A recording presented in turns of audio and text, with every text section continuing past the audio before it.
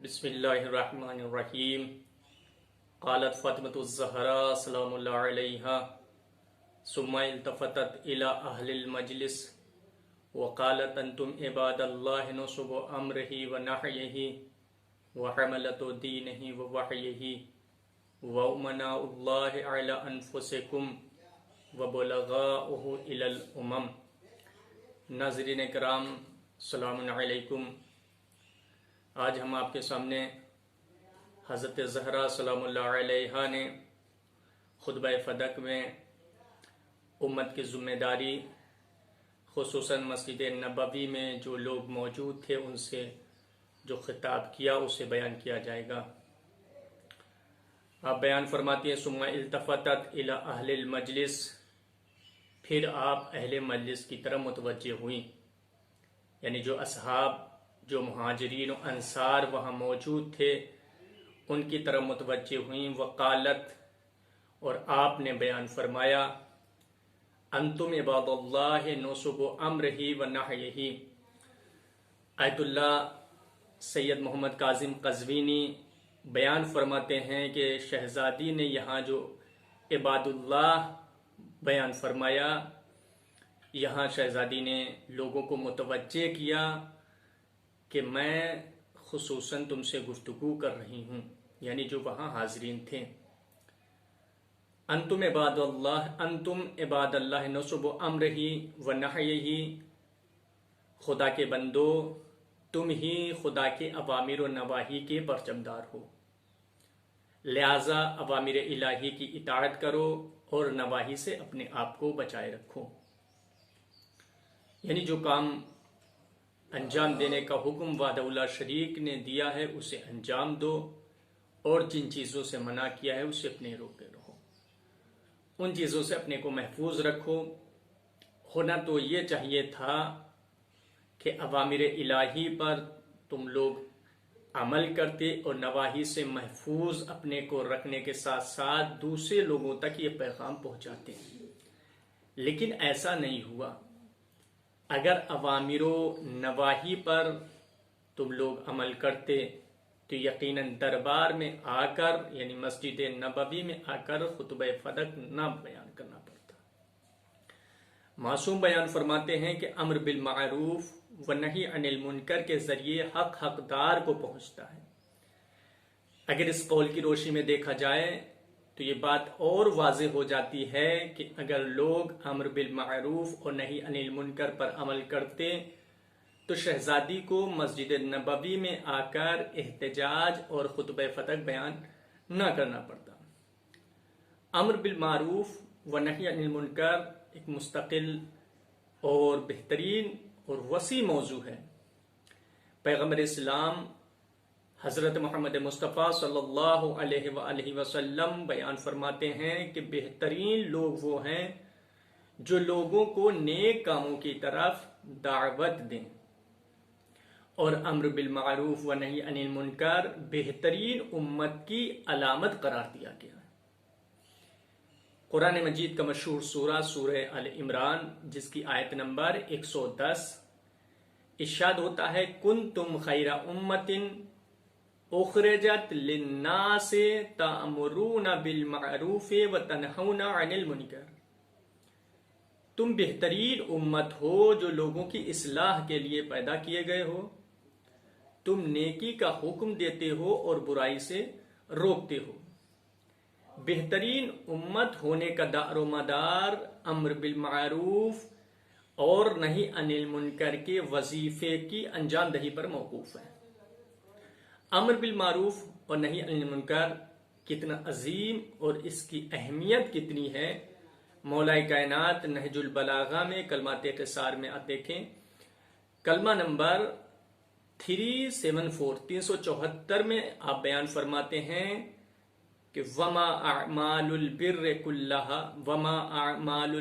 كلها والجہاد فی سبیل اللہ عند الامر بالمعروف والنہی عن المنکر الا کنفست فی بحر اللجین۔ تمام نیک اعمال اور جہاد فی سبیل اللہ، امر بالمعروف اور نہی انل منکر کے مقابل میں ایسے ہیں جیسے ٹھاٹے مارتے ہوئے سمندر میں لعاب دہن کے ریزے۔ اب دیکھیں امر بالمعروف اور نہی عن المنکر کتنا اہم ہے، اور اس کی عظمت یہ ہے کہ معصوم کے قول کی روشنی میں امر بالمعروف و نہی عن المنکر کو ایک گہرے سمندر کے مانند قرار دیا گیا ہے۔ یعنی امر بالمعروف اور نہی عن المنکر ایک گہرا سمندر ہے، اور تمام نیک اعمال اور جہاد فی سبیل اللہ گویا قطرے کے مانند ہے۔ جس سماج و معاشرے میں امر بالمعروف اور نہی عن المنکر نہیں ہوتا، اسی سماج و معاشرے میں ظالم پیدا ہوتے، چونکہ ظالم کہیں اور سے نہیں آتے بلکہ سماج و معاشرہ خود ظالم پیدا کرتا ہے۔ بات آ گئی تو عرض کرتا چلوں، یہ جو میں بات بیان کرنے جا رہا ہوں یہ زمانے جاہلیت کی بات ہے، پیغمبر اسلام کے اعلان رسالت سے پہلے کی بات ہے۔ اس سے پہلے یہ بات میں عرض کر دینا چاہتا ہوں، معصوم بیان فرماتے ہیں خذ الحکمت ولو اہل النفاق، حکمت کی باتیں لے لو چاہے منافق ہی سے کیوں نہ ملے۔ حکمت کو حاصل کر لو، حکمت کی باتیں حاصل کرو چاہے منافق ہی سے کیوں نہ ملے، چونکہ حکمت مومن کا سرمایہ ہے۔ زمانے جاہلیت یہ بات آیت اللہ محسن قراتی کی مشہور کتاب امر بالمعروف و نہی عن المنکر صفحہ نمبر 39 میں بیان کرتے ہیں، آپ ملاحظہ فرما سکتے ہیں۔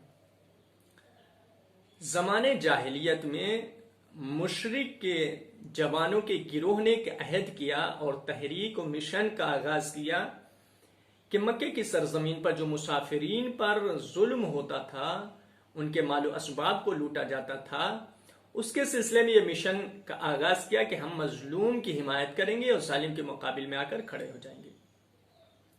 جب یہ بات پیغمبر اسلام کو معلوم ہوئی تو آپ خود ان کی تحریک میں شرکت کرنے کے لیے تشریف لے گئے، اور جب آپ نے اعلان رسالت کیا، چونکہ یہ واقعہ اعلان رسالت سے پہلے کا تھا زمانے جاہلیت میں، لیکن جب آپ مبعوث برسالت ہوئے، اعلان رسالت کیا، تو آپ نے فرمایا کہ آج بھی وہ لوگ اگر مظلوم کی حمایت کے لیے اور ظالم کے مقابل میں کھڑے ہونے کے لیے مجھے دعوت دیں تو میں ان کی دعوت کو قبول کروں گا اور اس میں شرکت کروں گا۔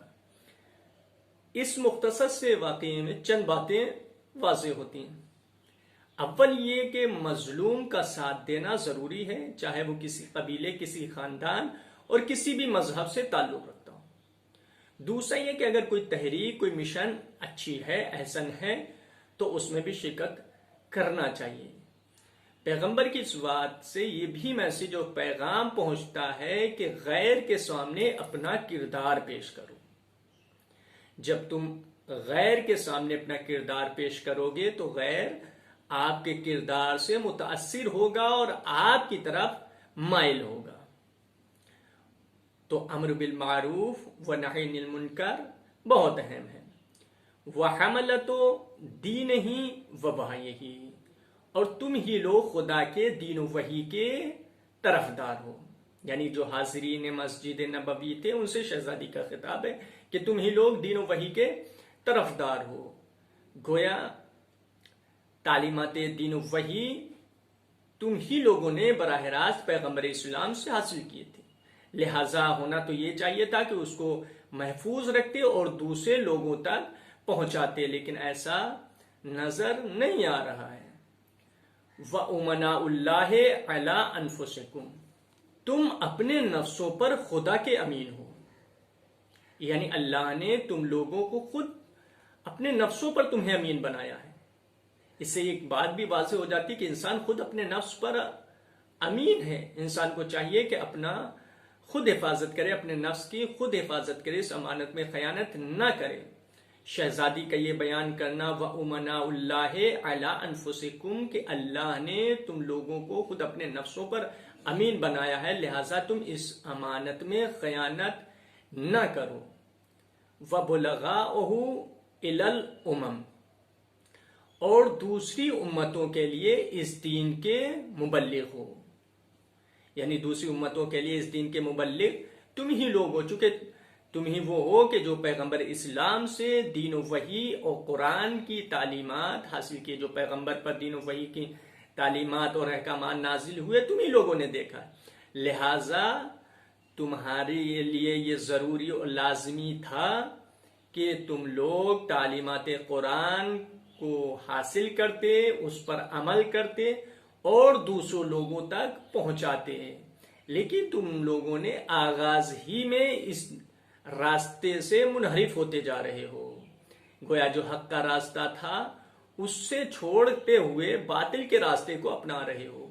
یہ کیسے ہو سکتا ہے کہ جب تم اس دین و وحی کے راستے کو چھوڑ کر، حق کے راستے کو چھوڑ کر باطل راستے کی طرف جاؤ گے تو غیر تمہاری پیروی کیسے کرے گا؟ وآخر دعوانا ان الحمد للہ رب العالمین۔